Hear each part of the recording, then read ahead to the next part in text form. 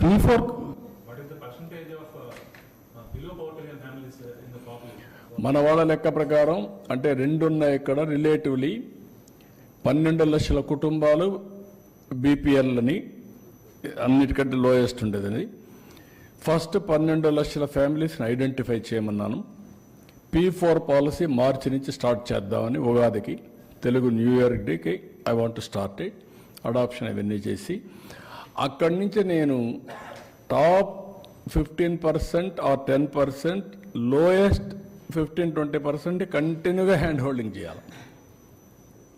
ఆర్థిక అసమానతలు తగ్గించుకుంటూ రావాలంటే కిందవాడి పైకి రావాలి, పైవాడిని కిందికి అయితే ఫలితం ఉండదు, దెబ్బతింటాం. అజేయం sky is the limit, let them grow. కింది వాడికి వాడు సంపాదించిన డబ్బులో వాడికి కూడా సోషల్ రెస్పాన్సిబిలిటీ కింద పెడుతున్నా. It is your responsibility. Society వల్ల పైకి వచ్చావు, pay back, give back.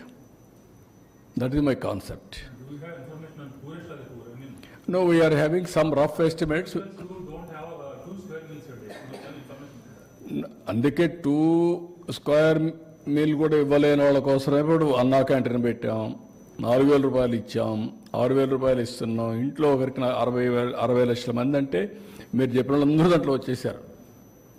Minimum supporting schemes అన్నీ ఇస్తున్నాం, అందరికీ ఇస్తున్నాం. దాన్ని ఇప్పుడు నేనేం పెట్టుకున్నాను, ఫస్ట్ ఫేజ్ 1 ప్రతి ఇంటికి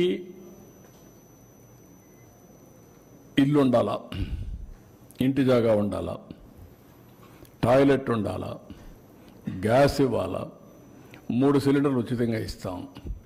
గ్యాస్ కూడా pipe line gas PNG is better then LPG. నేను పిఎన్జీకి పోతున్నా ఇప్పుడు. పిఎన్జీబీ 3 గ్యాస్ ఎంత వస్తే అంత డబ్బులు వాళ్ళకే ఇస్తా, 15-20% తగ్గుతుంది. పైప్ లైన్లో ఎప్పుడు కావాలంటే అప్పుడు వాడుకుంటాడు పిఎన్జీ అయితే. ఇంకా గ్యాస్కు బుక్ చేసుకునే పని లేదు, కరెంటు మార్గం వాడుకుంటాడు. తర్వాత మీకు అక్కడికి వచ్చినప్పుడు పవర్ ఇస్తా, tap water, every home tap water ఇస్తాం. ఇప్పుడు దీంతో మీకు ఏమైంది, ఆల్మోస్ట్ ఆల్ ఎవ్రీథింగ్ ఒక వ్యక్తికి కావాల్సిన అవసరాలన్నీ ప్రొవైడ్ చేస్తాం. ఆ village habitation, beautiful cement road, drainage, street lights, waste నుంచి ఏదైతే గార్బేజ్ చేయడం కోసం చెత్త కలెక్షన్ ఇంట్లో నుంచి దాన్ని గార్బేజ్ని తీసుకుపోయి కాంపోస్ట్ చేయడం, మళ్ళా పొలాలకు ఉపయోగించడం. ప్రతి ఒక్క ఊరిని పరిశుభ్రమైన village. Then natural farming. Natural ఫార్మింగ్లో పండిన పంట నీ ఆరోగ్యానికి చాలా భరోసా. నువ్వు హాస్పిటల్ పోయి తగ్గుతుంది, మీనింగ్ఫుల్ లైఫ్ ఉంటుంది. ఇంట్లో పైన కరెంటు ఉత్పత్తి చేస్తున్నావు, నీ వెహికల్కి నువ్వే ఛార్జ్. నేను అడిగాను మా ఊర్లో పోయి, మా ఊర్లో కూడా 6-7 వెహికల్స్ ఉన్నాయి, 10 వెహికల్స్ కార్లు ఉన్నాయి. పక్క ఊర్లో ఇంకొక 10 ఉన్నాయన్నారు, ఇంకొక ఊర్లో చూసి 20-30 ఉన్నాయన్నారు. పిల్లలు చదువుకున్నాక వాళ్లే పంపించేస్తున్నారు. ఇప్పుడు నేను చెప్పేసిన పాలసీలో ఇంటి పైన పెట్టుకుంటే కార్ ఛార్జ్ చేసుకో, నీకు ఖర్చు లేదు. You go anywhere and come back. సైకిల్కి చేసుకో ఛార్జింగ్, స్కూటర్కి చేసుకో.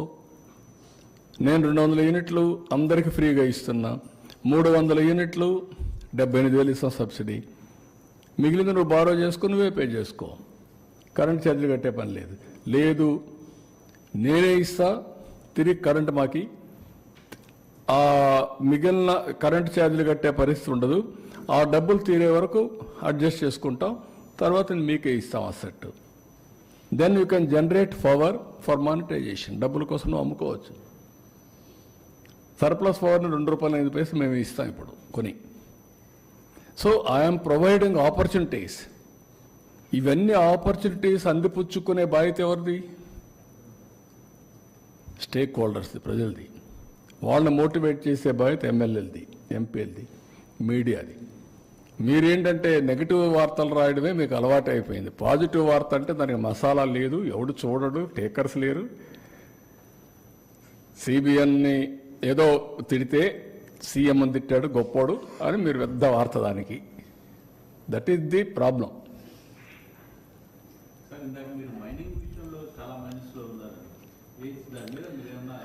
చేస్తున్నా. ఇప్పుడు కూడా ఒక మీటింగ్ ఉంది, ఈరోజు ఇది కూడా ఒక మీటింగ్ ఉంది, దాని మీద కసరత్తు చేస్తున్నా. లాస్ట్ ఇయర్ ఇంకా మొత్తం అస్తవ్యస్తం చేశారు, అవన్నీ కూడా కసరత్తు చేసి విల్ స్టిమ్లైన్.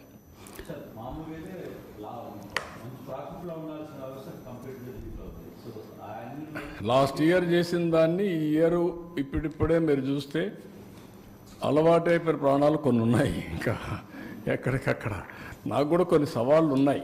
అన్ని సవాళ్ళు ఎదుర్కొంటున్నాను. ఇప్పుడు అందుకే మీకు ఒకసారి చూస్తే పెన్షన్ నేను ఏ ఎక్స్టెంట్కి పోయాను, సెల్ ఫోన్లో ఆటోమేటిక్గా పోతే ఎక్కడ డిస్ట్రిబ్యూట్ చేశాడో ఇండివిజువల్ పెన్షన్ని మానిటర్ చేస్తున్నా. రెండోది, నువ్వు 300 అడుగులు దూరంగా కనిస్తే అది నీకు కట్ అయిపోతుంది, అది కూడా పెడుతున్న సిస్టమ్. నువ్వు వాడింటికాడ కాకుండా నువ్వు ఎక్కడికో రమ్మనిస్తే మాత్రం అది అలో చేయం. జియో ట్యాగింగ్ చేసిన తర్వాత దట్ ఈస్ ది బెనిఫిట్.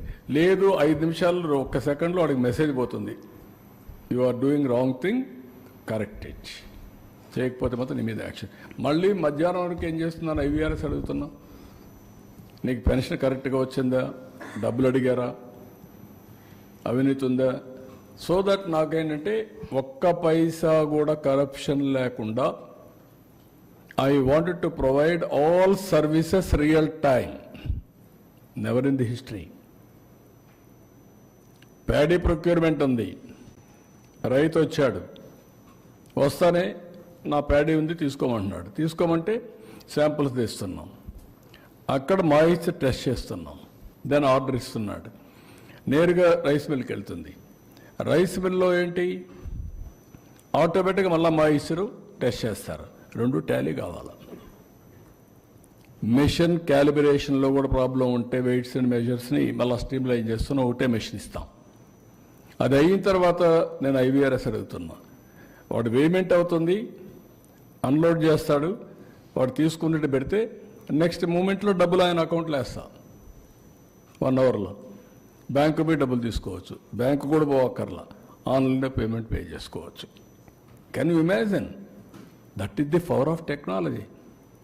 ఎల్లుండి I'm inaugurating WhatsApp governance.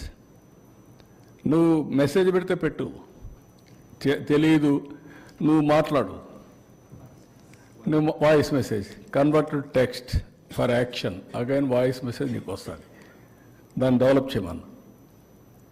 This is where నేనేంటంటే టెక్నాలజీ ఉపయోగించుకొని పేదవాడికి ఏ విధంగా చేయాలి, ఇబ్బందులు లేకుండా ఏ విధంగా ముందుకు పోవాలని.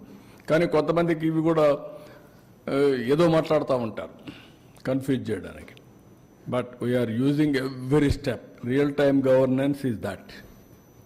నేను ఎందుకు అడుగుతున్నాను సార్, మీరు మీ కంటెంట్ సంపద సృష్టి అనే దాని దృష్టిలో ఉన్నారు, మైనింగ్ లాంటి వాటిని.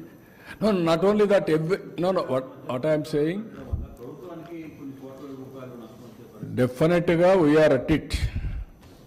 క్వశ్చన్ లేదు, దాంట్లో వదిలిపెట్టే సమస్య లేదు. నా దృష్టికి వచ్చింది, అవన్నీ చేస్తున్నాం. ఈ ప్రాధాన్యతలో ఒకసారి మీతో ఇప్పుడు ప్రెస్ కాన్ఫరెన్స్ అనుకున్నాను అనుకో, 15 నిమిషాలు కొన్నాను, 1 అవర్ తీసుకున్నారు, ఇంకో 15 మంది వెయిట్ చేస్తున్నారు, దాని తర్వాత మీటింగ్ ఒకటి ఉంది. వీఆర్ ఆల్సో హ్యూమన్ బీయింగ్స్ కదా, మెషిన్స్ కాదు కదా పనిచేయడానికి. కంప్యూటర్లకే అలసిపోతూ ఉంటాయి ఒకసారి ఉంటాయి.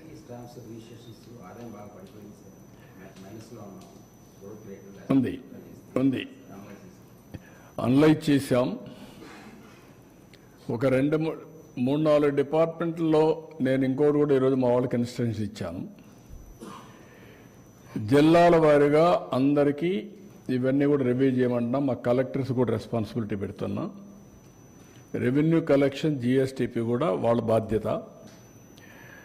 ఒక అడ్మినిస్ట్రేషన్ సరిగా లేనప్పుడు కానీ, లేకపోతే లీడర్ సరిగా లేనప్పుడు కానీ కొన్ని ప్రాబ్లమ్స్ వస్తూ ఉంటాయి, యూనిఫామిటీ రాదు. అవన్నీ అనలైజ్ చేసి ఇవన్నీ మర్చిపోయారు కదా మా వాళ్ళందరూ కూడా కొంతమంది. ఇప్పుడు అన్ని అకౌంటబిలిటీ ఫిక్స్ చేస్తున్నా, రైట్ మ్యాన్ని రైట్ ప్లేస్లో పెడతా. ఉండేవాళ్ళు కూడా మాకు తక్కువ ఉన్నారు మనుషులు, అది వేరే విషయం. మాకు ఉండేదే తక్కువ, చిన్న రాష్ట్రం అయింది, దాంట్లో కొంతమంది చెడగొట్టారు, అవి కూడా ప్రాబ్లమ్స్ ఉన్నాయి. But I will try to improve everything with system. IT ఇవన్నీ పెట్టి లైన్లో పెట్టి విల్ స్ట్రీమ్ లైన్. ఇప్పుడు మీరు ఫస్ట్ కట్ అయ్యింది 6 నెలలు 7 నెలలు అయింది అన్నట్టుకి. We are reviewing some departments you have noticed, we are correcting sir. 1 by 1. P4 కాన్సెప్ట్లో పీపుల్స్ని ఇన్వాల్వ్ చేస్తామని చెప్పేసి అంటున్నారు. అంటే పేదల్ని ధనికులు ఆదుకునే విధంగా. అంటే రిచ్ పీపుల్స్ మనకి రకరకాలు ఉన్నారు, అంటే కొంతమంది 10 కోట్లు 100 కోట్లు 1000 కోట్లు ఇలా వాళ్ళ నుంచి మనం అంటే కొంత 10 కోట్లు ఉన్న వాళ్ళు ఇంత 100 కోట్లు ఉన్న వాళ్ళు ఇంత అంటే ఏమన్నా స్కీమ్స్ కానీ ఈ సీలింగ్ కానీ ఇలాంటివి. అంటే to start with what we are thinking, ఇది విల్లింగ్నెస్తో చేసే పని. సొసైటీ పట్ల